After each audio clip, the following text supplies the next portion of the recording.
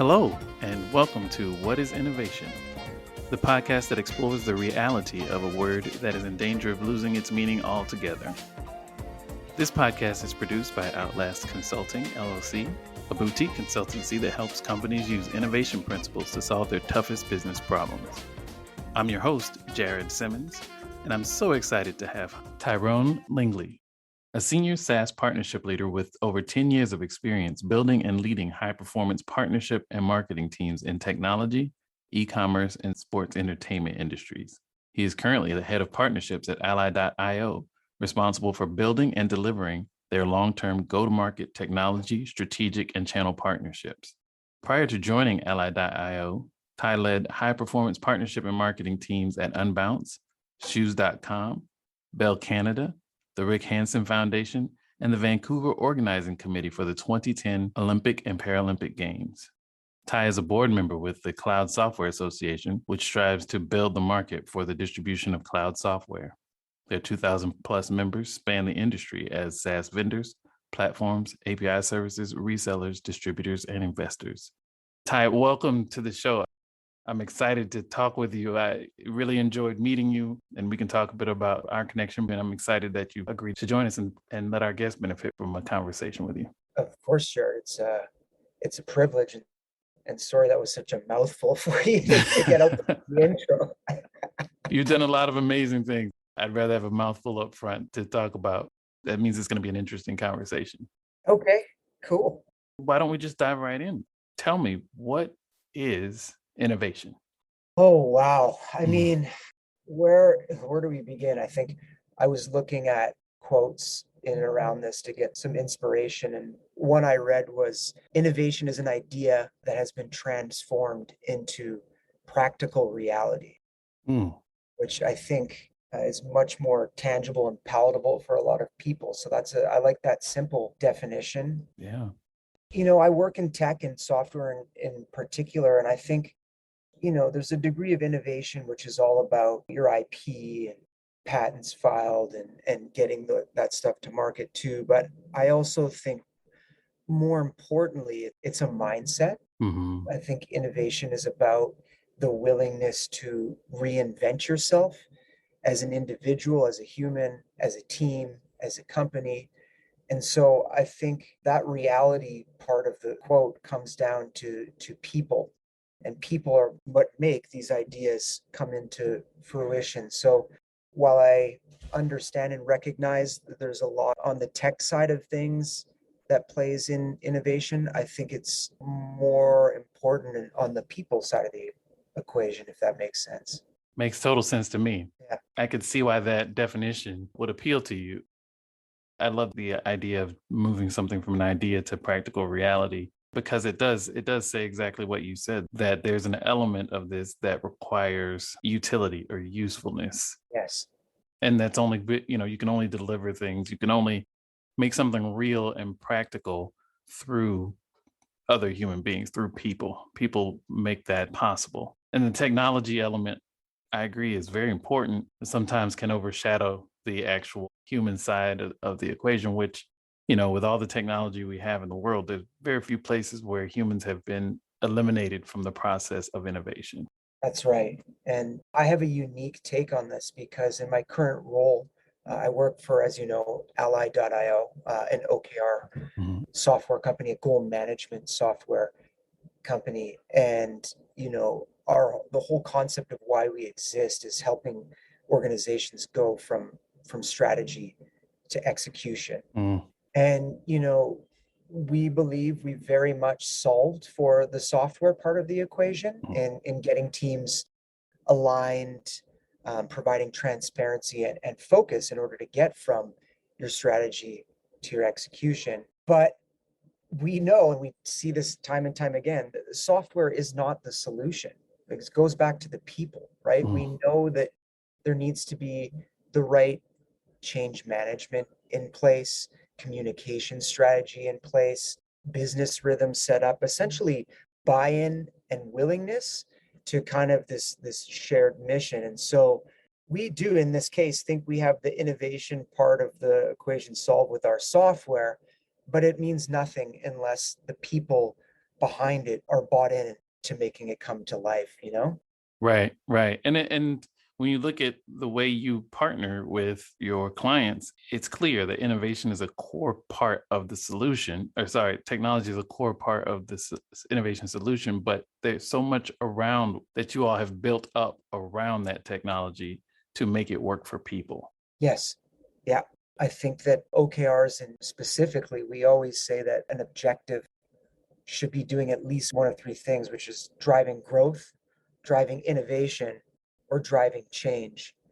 And so talking about OKRs specifically, I think it's really important that people understand that OKRs are about ambitious goals, Mhm. driving ambitious amounts of growth, ambitious amounts of innovation, ambitious amounts of change, and they're not business as usual activities. And so I think it's important to clarify that, because I think people start thinking about goals and OKRs in particular as business as usual activities, almost like a checklist. Mhm. Know that innovation, it doesn't get there with just a checklist of business as usual activities. Yeah, well said.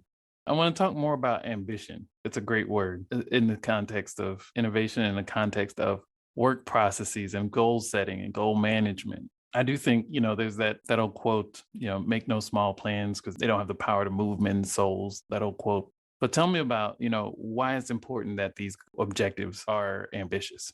I mean, for starters, I think everyone would agree that the speed at which business happens, the speed at which things change is just accelerated to this point. So I don't think you have an option but to be ambitious.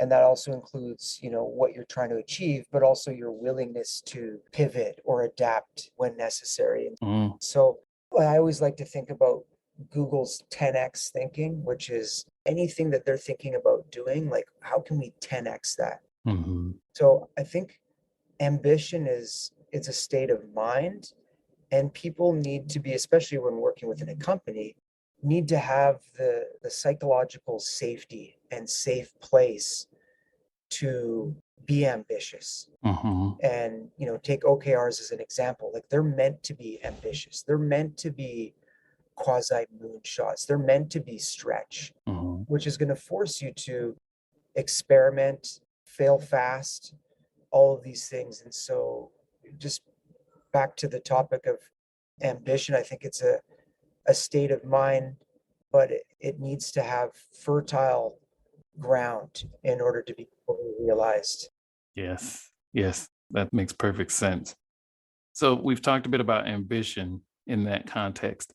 I think there's also the flip side of the coin around, I don't know if this is it might not be the opposite, but in a lot of minds it is, but humility and the role of humility in setting objectives and forcing the organization to be more transparent about and a bit more measured about what it's trying to accomplish. Yeah, I mean, I think humility is table stakes for high performance these days. I mean, you look at the companies that are attracting top talent, and most of the time, when you're motivated to work for someone, be it your manager or work for a vision mission, be it of the company, there has to be some element of humility that's put on display, because I think it would be a far stretch to think that anybody has all of the answers or that can make predictions that are always going to be accurate. And you're not going to set people up to achieve ambitious goals unless there is humility, which I think plays part of that safe space that Hmm. I mentioned, where that's part of the equation. So I think humility plays a critical role in fostering ambition. Hmm. Yeah, it almost feels like the way to keep ambition healthy is to have a healthy dose of humility about it so that it doesn't turn into hubris almost. For sure. Yeah. And then at the end of the day, it's kind of like, what's the old saying? It's like you want to under promise and over deliver, Right. Right. not the other way around. And so I think humility plays a part in that. So I think it works to your advantage tactically to have humility in your game plan. I agree. I agree. And that the element of psychological safety that you referenced before, I couldn't agree more about the need for that in terms of integrating it into your culture, which I think I'd love to get your thoughts on this, but I think goal setting and goal management is a culture driven effort, is woven into the development and execution of your culture. And I think the element of psychological safety plays a big role in how that gets factored into the way people interact with each other, the way they collaborate, the way they work in teams and cross functionally. Yeah. And it's not easy, right? Like that has to be that's a culture that's built and fostered over time. And tactically, we at Ally, we don't connect individual OKRs to performance management or compensation or anything like that Hmm. because, well, one, people are just going to start sandbagging, right? They're not going to be as ambitious as they could. They're not going to care as much about the person next to them's goals because they're worried about their own. There's going to be less collaboration. And so that's kind of a stance that we take to combat that. Secondly, we're trying to learn as much as possible, right? And so when you Hmm. have a learning mindset and when you set your OKRs and when you either achieve them or you don't, the most important thing is what are we learning? What takes place in that retro in those conversations? Like what's going well? What was tricky? What was a challenge? What would we do differently next time? Hmm. That's where there's the gold in the hills, so to speak. Right, right. No, that makes a lot of sense. So I think, I'm familiar with your principles and how you operate. I think something you just referred to would be a very unique aspect of the way Ally goes about goal management, which is separating the performance management from the OKR. So could you kind of unpack that a little bit and explain, because I think most people grew up in a corporate culture where your goal, your performance goal, determined your raise or your bonus or your rating as an employee. Right. Yeah. So, like, I think in many ways, is part of this cultural evolution in the workspace, which is focusing on the employee experience and Hmm. knowing that if you take good care of your employees, they'll in turn take good care of your customers, which and of course takes care of the business. And so an example would be like some companies have transitioned from, a set amount of vacation to unlimited vacation. And then, some companies have gone as far as to not have performance reviews, just like in school, there's kids who aren't getting report cards anymore. I'm not saying that's always the right thing to do in every case, but I do think that if you're at the pinnacle of your culture, there's an implicit trust and code that's shared amongst everybody within that produces those results without having to referee Hmm. or reprimand or judge. And so unpacking the individual performance piece to the goal management piece, I think everyone wants a template and a process for how to do things as they scale. And I think that that's not incorrect. And so if you think about someone in HR, people and culture who's trying to create a standard way of evaluating people on a level playing field and incentivizing them, I think of course there's going to need to be some mechanism that is in play in a one-on-one with a manager in an annual review and a quarterly review. But as far as people hitting their goals, if three individuals are sharing an objective that's quite ambitious, that they put a lot of effort into, that they were given direction from the company goals, because of course we need to be contributing to the level up, so to speak, and what the general direction. If OKRs have been crafted correctly and have waterfalled down and those three people work their butts off for an entire quarter and there is externalities at play, shifts in priority, and let's say those objectives and key results aren't hit, Hmm. it's kind of like, how can you punish those people, so to speak, for the work done when all of the green lights were in place for them to be working on that? And so Right. I think that's where we want to decouple Hmm. OKRs from individual performance. And as I said before, what we've seen time and time again, and this isn't just Ally, this is a lot of consultants such yourself, a lot of people weighing in that, if that's the case, and I'm going to be judged on the performance of my OKR as well, I'm not going to make them ambitious. Right. I'm not going to help, all those dependencies that are in place. I'm going to put less of a emphasis on what you're trying to accomplish and think more about myself. Exactly. And so I think it starts to backpedal into a more archaic way of doing things. I couldn't agree more. I think just the architecture of OKRs being cascaded and waterfall down, from the business objectives and then decoupling it from the individual performance evaluation.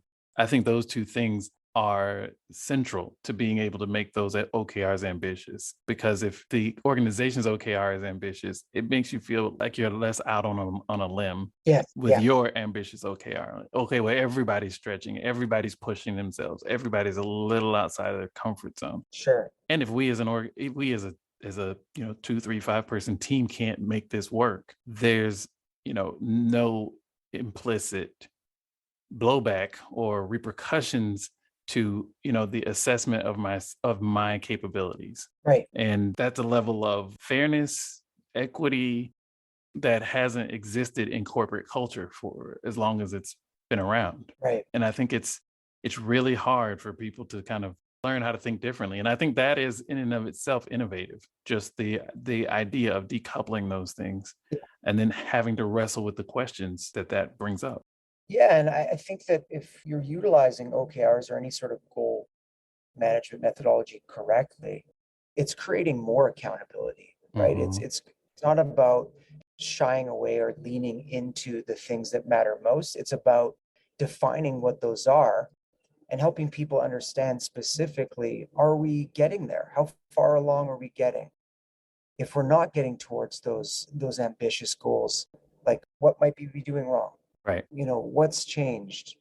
How can we learn from this? And I think that's a much better approach as opposed to one, not knowing at all, which I think you'd be blown away at the amount of big logos and household name brand companies people here have all heard of that really don't have a shared framework of where they're trying to get to, where people don't understand how their work contributes to that and why their work matters. Yeah. Unbelievable.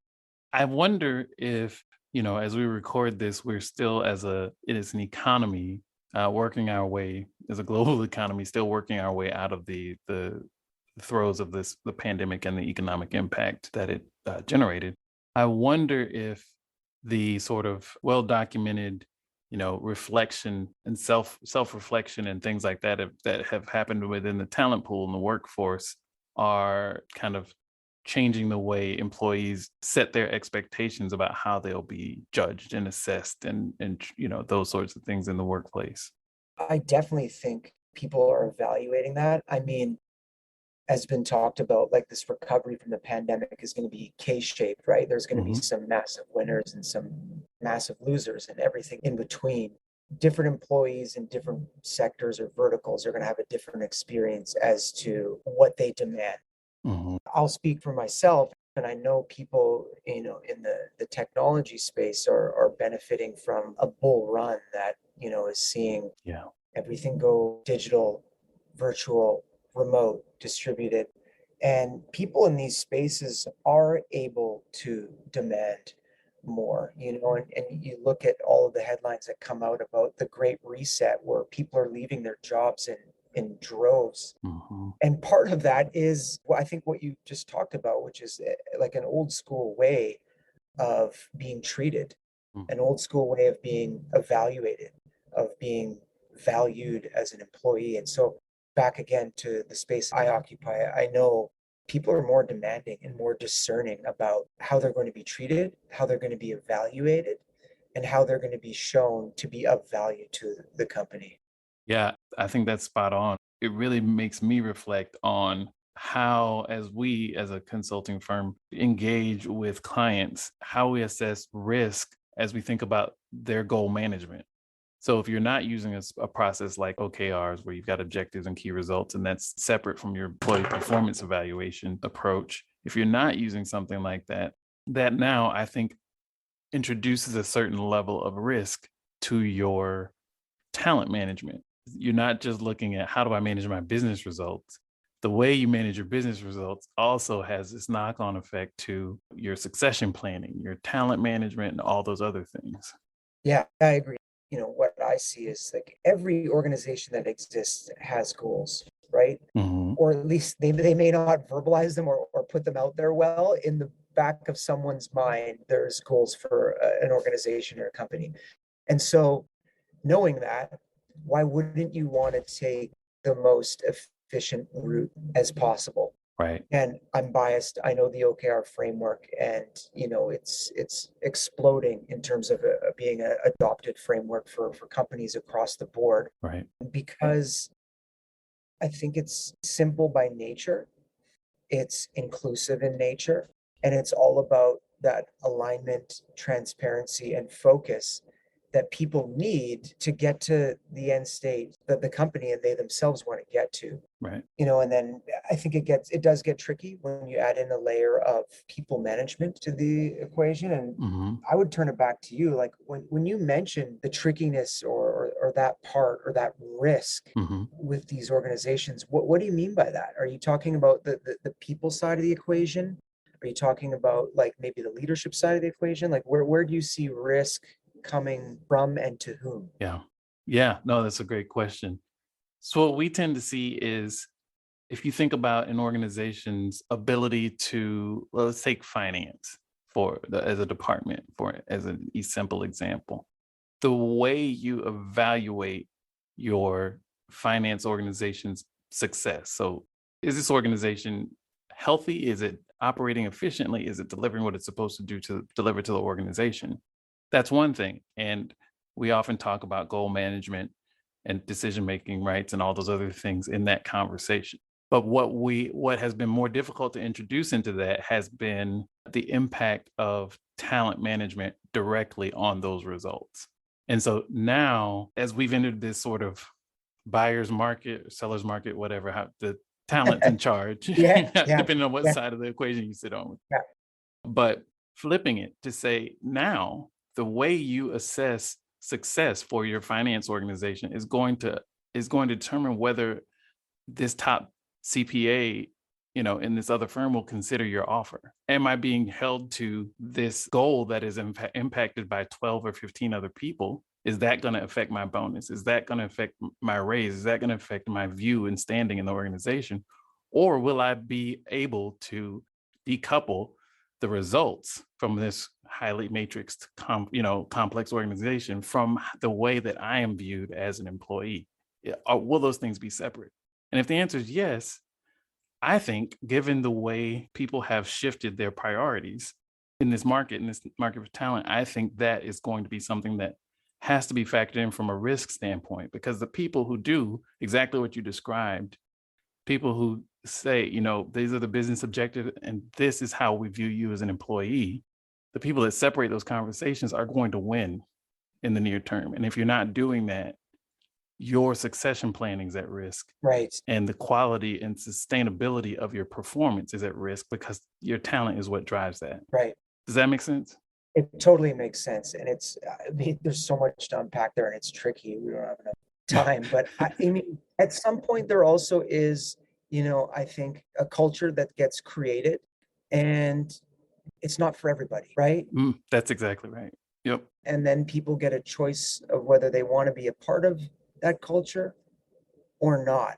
And I think in the least, if a company is transparent and explicit about what that culture and what those expectations are, you can start to evaluate whether or not it's a fit for yourself.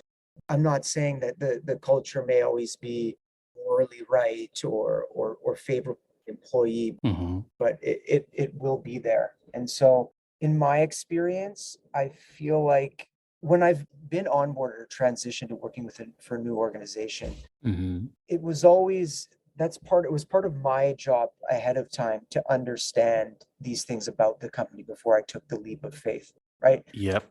So that's why the recruiting and onboarding phase and also what happens prior to anyone joining an organization is so imperative. And Mm. that's why people do hire with certain lenses on. You'll first meet somebody who will be evaluating you for fit, Right. cultural fit, and Right. you get to do the same in advance. So I guess what I'm trying to say is I think there's a lot of mitigating things that you can do up front, both from the employee and the employer side, to set the right expectations. Hmm. Part of that also is being clear and upfront about how we measure performance, how we Right. evaluate our people, right? Right. And having an answer is important. I think the people that are going to miss out most aren't necessarily the people who have a bad answer to that. It's the people who have no answer at all. That's it. Because I have clients who, if someone asked them tomorrow, they couldn't tell them how those things are measured and tracked, either side, the individual performance or the corporate performance as it waterfalls down. That's right. And that's on the company, Yeah. right? Yeah. That's on them. Yeah. So, Yeah. Now we've ranged in a number of different directions. And one thing I just realized is one thing we didn't do for the listeners, and I'd love for you to just take a minute, is just to explain what an OKR is. right, right. So an objective and key results is simply a goal management methodology. Okay. An objective is what is it you want to achieve and why? And a key result or how we'll know if we've achieved our objectives. What are those outcomes? Mm-hmm. And that's what they are in their basic form. Clicking in a little bit further, an OKR is really a method to help organizations crystallize their priorities and enable everyone to align into them and create this relentless focus on growth and innovation that we've discussed previously. Mm-hmm. And so what they're not is they're not KPIs and they should not be used to measure business as usual. So OKRs really are fostering this ambitious environment that we've talked about in a safe place. Mm-hmm. Got it. Got it. So you differentiate between sort of the, if I'm a Fortune 500 company, sort of the numbers that I'm reporting on a quarterly basis. What does that need to look like next quarter? That top line revenue number, like what am I going to commit to for Wall Street versus what are we shooting for as a company? Right. And there, again, the theme of ambitions coming back in here, and I'll repeat it. It's like OKR should be about driving growth, driving innovation, or driving change. And I think, Mm-hmm. Key performance indicators are a health metric. Mm-hmm. And if there's a particular health metric that's falling behind or we need to accelerate, we may use an OKR to do that. But in, to separate them, they are really about shining a spotlight on the strategic priorities of the company Mm-hmm. versus a floodlight approach, which is looking at everything and all the health indicators. So OKRs are very tactical and focused by nature. Spotlight versus floodlight. That's a great kind of tactical, visceral analogy. That's super great. Thank you. Right. So I'd love to understand. I know you live in this SaaS world, and you've done amazing things. Places like UnbouncedShoes.com, Bell Canada, the Vancouver Organizing Committee for the 2010 Olympics and Paralympic Games. Amazing stuff. What keeps you busy outside of work? Well, right now, this stage in my life, my 2.5-year-old daughter, Oh, Evelyn, that'll do it. keeps me more than busy. I think she was up last night at 1, then again at 3, 4, 5. So she's Oh keeping my me gosh. on my toes big time right now. But I live in Vancouver, BC, and pretty cliche, but I live for the outdoors. So I snowboard a lot, I mountain bike a lot, I hike a lot, I get out on the water as much as I can. So that's generally where you'll find me outside, either in the hills or in the water in my spare time. Oh, that's amazing. Just that list of outdoor activities can only exist. If you gave me that list of things you've done, there's only, 10 places on earth where you can do all those things in the same in the same Sure, place. yeah. That's the classic thing. In Vancouver, you can go skiing, golfing, and kayaking in the same day. So Yeah, that's amazing. Amazing. And those types of activities, getting outdoors, they're unplugged from things. They are, physical, you're outside and all those things. I think it's critical to have that sort of balance, especially when you're in this type of industry. yeah, you talked about innovation. I don't see a place where great innovation takes place where you're constantly multitasking, constantly in back-to-back meetings, constantly in retros and QBRs. Like I think that innovation definitely happens a lot of the time in the quiet space, in those states of flow. And for me, that's definitely outside. Yeah. Yeah. Well said. Well said. Ty, any advice as we wrap up here? Any advice for future innovators or current innovators out there? Advice. Oh man, I feel like it's kind of like dance like nobody's watching, man. Like I love it. you do you and keep going. Yes, of course, you're gonna have to listen to some people, and yes, there's some rules to know, but I think true innovation comes from people who are unencumbered, who feel liberated, who feel have a freedom to move in a direction that they believe in. And so, yeah, that line, like dance like nobody's watching, came to mind because I think that speaks to it. I love it. That's another very visceral kind of analogy to kind of bring innovation down from the clouds and into sort of something real, Yeah. and that's great. So thank you for sharing that with us, and thank you for your time. It's been yet another fun conversation, fun chat with you, and I appreciate you making the time to have it. Yeah, thanks. As I said off the top, it's a privilege, and congratulations on all the success that you're seeing, and best of luck. And I can't wait to chat with you again in the future. Thank you so much. Congrats to you all as well, and keep doing great things there at ally.io. Cheers. Have a good day, Jared. All right, take care.